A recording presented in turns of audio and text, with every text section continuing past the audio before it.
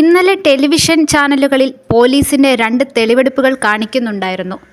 ഒന്ന്, തിരുവനന്തപുരത്ത് 2 വയസ്സുകാരിയെ തട്ടിക്കൊണ്ടുപോയ കേസിൽ പോലീസിന്റെ പിടിയിലായ ഹസൻകുട്ടി എന്ന കൊല്ലംകാരനെ ചാക്കയിലെത്തിച്ച് തെളിവെടുപ്പ് നടത്തിയത്. പിടിയിലായ പ്രതിയെ കൈകൾ പിന്നിൽ ബന്ധിച്ച് മുഖം മറച്ച് തലയിലൂടെ കറുത്ത വസ്ത്രാവരണം മൂടി ഇരുവശത്തും പോലീസ് ബന്ദോബസ്തോടെ തെളിവെടുപ്പ് നടത്തി.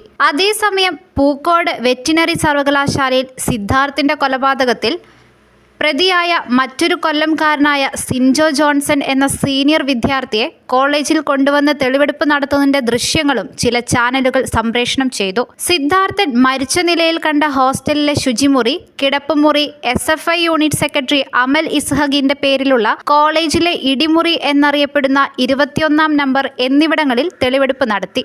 മർദ്ദിക്കാൻ ഉപയോഗിച്ച വയർ, ചെറുപശ ഒട്ടിക്കാനുള്ള ഗ്ലൂഗൺ എന്ന ലഘു ഉപകരണം എന്നിവ പോലീസ് കണ്ടെടുത്തു. എന്നാൽ പോലീസിനൊപ്പം 21-ാം നമ്പർ മുറിയിലെത്തിയ സിൻജോ അവർക്കൊപ്പം കട്ടിലിരിക്കുകയും അങ്ങോട്ടും ഇങ്ങോട്ടും യഥേഷ്ടം നടക്കുകയും കൂസലില്ലാതെയുമാണ് കാണപ്പെട്ടത്. എങ്കിലും ഫെബ്രുവരി 18-ാം തീയതി പുറത്തിറങ്ങിയ സംഭവത്തിന് മാർച്ച് 3-നെങ്കിലും കേരള പോലീസ് തെളിവെടുപ്പ് നടത്തിയല്ലോ, അത്രയും ആശ്വാസം. പക്ഷേ പോലീസ് എന്നു മുതലാണ് TV ചാനലുകാരെ കൂട്ടിക്കൊണ്ടുപോയി തെളിവെടുപ്പ് നടത്താൻ തുടങ്ങിയത്? എന്തിനാണ് തെളിവെടുക്കാൻ ചാനലുകാർ കൂട്ട്? തെളിവുകൾ ശേഖരിക്കുന്നതിനേക്കാൾ വ്യഗ്രത ഞങ്ങൾ ഉണർന്ന് കേസ് അന്വേഷിക്കുന്നുണ്ടെന്ന് ജനങ്ങളെ ബോധ്യപ്പെടുത്താനാണോ? തെളിവെടുപ്പ് രഹസ്യമായി നടത്തുക എന്ന മര്യാദയ്ക്ക് പുറമെ രഹസ്യ സ്വഭാവം സൂക്ഷിക്കുന്നതാണല്ലോ അതിൻ്റെ ശരി. തെളിവായി കണ്ടെത്തിയ ഗ്ലൂ ഗണ്ണും വയറും പോലീസുകാർ പല കൈകൾ മറിഞ്ഞു പരിശോധിച്ചു. സർ, ഒരു സംശയമാണ്. ഇത്തരം കേസുകളിൽ ഫോറൻസിക് തെളിവ് ശേഖരിക്കുക എന്ന ചടങ്ങ് പതിവില്ലേ? അതൊന്നും ഇവിടെ ആവശ്യമില്ലേ? ഒരു കാഴ്ചക്കാരൻ്റെ സംശയമാണ് കേട്ടോ, അവിവേകമാണെന്ന് അറിയാം. നമ്മുടെ പഴയ CBI ഡയറിക്കുറിപ്പ് കണ്ട ഒരാളുടെ എളിയ സംശയം. ഈ തെളിവെടുപ്പ് കേസന്വേഷണം ശരിയായി നടത്തുന്നതിൻ്റെ ഭാഗമോ, അതോ യൂണിഫോം ഇടാത്ത സഖാക്കളുടെ ബുദ്ധിയോ? അല്ലെങ്കിൽ തന്നെ ഇത്രയും നാൾ SFIക്കാർ കയറിയിറങ്ങിയ ഇടിമുറിയിൽ ഇനി എന്ത് തെളിവ് അവശേഷിക്കാൻ, എന്ത് ഫോറൻസിക് പരിശോധിക്കാൻ? കോളേജ് ഹോസ്റ്റലിൽ പ്രശ്നക്കാരെ മെരുക്കാൻ SFI യൂണിറ്റ് സെക്രട്ടറി അമൽ ഇസ്ഹാന്റെ 21-ാം നമ്പർ മുറി ഇടിമുറി എന്നാണ് അറിയപ്പെട്ടിരുന്നത് എന്ന സുപ്രധാന വെളിപ്പെടുത്തലുമായി മുൻ PTA പ്രസിഡന്റ് കുഞ്ഞാമു രംഗത്തെത്തിയത് വേറൊരു വാർത്തയായി. കുറ്റവാളികളെ ചട്ടം പഠിപ്പിക്കുന്നതിനുള്ള പ്രത്യേകം ആയുധങ്ങൾ ഇവിടെ സൂക്ഷിച്ചിരുന്നതായും കുഞ്ഞാമു പറയുന്നു. SFIയുടെ അക്രമങ്ങൾ തുടരെ ഉണ്ടായപ്പോൾ ഹോസ്റ്റലിൽ CCTV സ്ഥാപിച്ചു. എന്നാൽ SFIക്കാർ അതെല്ലാം എടുത്തു മാറ്റിയത്രേ. വെറ്റിനറി കോളേജ് ഹോസ്റ്റലിന്റെ പൊതുചിത്രം മൂക്കിന് കീഴെ വായുള്ള സകലർക്കും മനസ്സിലാകുമെങ്കിലും അതൊന്നും യൂണിവേഴ്സിറ്റി അധികൃതരോ അന്വേഷണ സംഘമോ അറിഞ്ഞ മട്ടില്ല.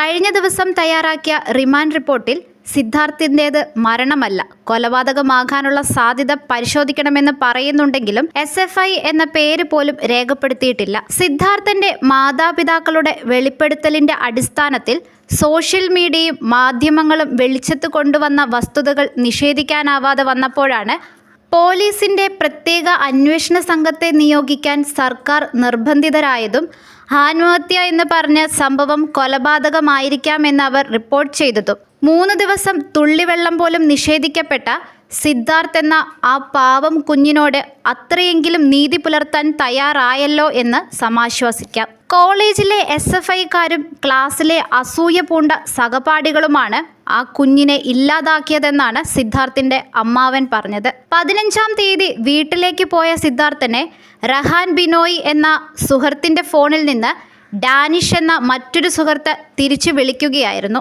സിദ്ധാർത്ഥ് അടുത്തിടപഴകി എന്ന് പറയുന്ന പെൺകുട്ടി പോലീസിൽ പരാതി കൊടുത്താൽ പ്രശ്നമാകുമെന്നും കാര്യങ്ങൾ പറഞ്ഞു തീർക്കണമെന്ന് പറഞ്ഞും ഭയപ്പെടുത്തിയാണ് സിദ്ധാർത്ഥിനെ തിരിച്ചു വിളിച്ചത്. 16, 17, 18 തീയതികളിലാണ് പിശാചുക്കൾ ആ ദേഹത്ത് മുനനകം താഴ്ത്തിയത്.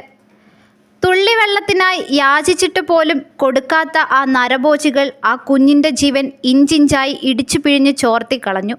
18-ാം തീയതി മരണവിവരം പുറത്തറിയുന്നു. അന്നു മുതൽ മരണം ആത്മഹത്യയാണെന്ന് കോളേജ് അധികൃതരും SFIയും പറഞ്ഞുകൊണ്ടിരുന്നു. പക്ഷേ ശവസംസ്കാര ചടങ്ങിൽ പങ്കെടുക്കാൻ തിരുവനന്തപുരം നെടുമങ്ങാടെത്തിയ ചില സുഹൃത്തുക്കൾ അച്ഛൻ ജയപ്രകാശിനോട് പറഞ്ഞ വാക്കുകളാണ് കാര്യങ്ങൾ കടകം തിരിയുന്നതിലേക്ക് എത്തിച്ചത്. നെഞ്ചുപൊട്ടി നിന്ന ആ പിതാവിൻ്റെ കഴുത്തിൽ കെട്ടിപ്പിടിച്ചുകൊണ്ട് അവർ പറഞ്ഞു, കോളേജിൽ നടന്ന കാര്യങ്ങൾ പുറത്തു പറഞ്ഞാൽ തല വെട്ടുമെന്ന് അവർ ഭീഷണിപ്പെടുത്തിയിട്ടുണ്ട്. അങ്കിൾ ഞങ്ങളെ രക്ഷിക്കണം. ഇക്കാര്യം പറഞ്ഞില്ലെങ്കിൽ ഞങ്ങൾക്ക് ജീവിതകാലം മുഴുവൻ സമാധാനമുണ്ടാവില്ല. അതോടെയാണ് ജയപ്രകാശ് ഒരു TV ചാനലിലൂടെ തൻ്റെ പ്രിയപുത്രൻ്റെ മരണം ആത്മഹത്യയല്ലെന്നും അതൊരു ആൾക്കൂട്ട നരഹത്യയാണെന്നും വിളിച്ചു പറഞ്ഞത്. ഇത്രയും സംഭവങ്ങൾ നടന്നിട്ടും ധാർഷ്ട്യം വെഴിയാത്ത ഹോസ്റ്റൽ വാർഡനു കൂടിയായ ഡീൻ MK നാരായണൻ മുറികളിൽ പോയി നോക്കാൻ ഞാൻ സെക്യൂരിറ്റി അല്ല എന്നാണ് പറയുന്നത്. എന്തൊരു യോഗ്യമായ മനസ്സ്! മുറികളിൽ പോയി നോക്കാൻ അയാളുടെ തലക്കനം അയാളെ അനുവദിക്കുന്നില്ലെങ്കിൽ ഒരു അസിസ്റ്റന്റ് വാർഡൻ ഉണ്ടായിരുന്നല്ലോ. അയാൾ എവിടെ? പിശാചുകൾ പോലും ചെയ്യാനറയ്ക്കുന്ന ക്രൂരത സഹപാഠിയോട് ചെയ്യുന്നത് കണ്ടിട്ട് കൈകെട്ടി നോക്കി നിന്ന 112 മഹതി മഹാന്മാർക്ക് എന്ത് പാരിതോഷികമാണ് കാത്തിരിക്കുന്നത് എന്നുകൂടി കാത്തിരിക്കുകയാണ് കേരളം. അതെ, ഇത് കേരളമാണ് സർ, UPയും ഹാത്രസുമല്ല.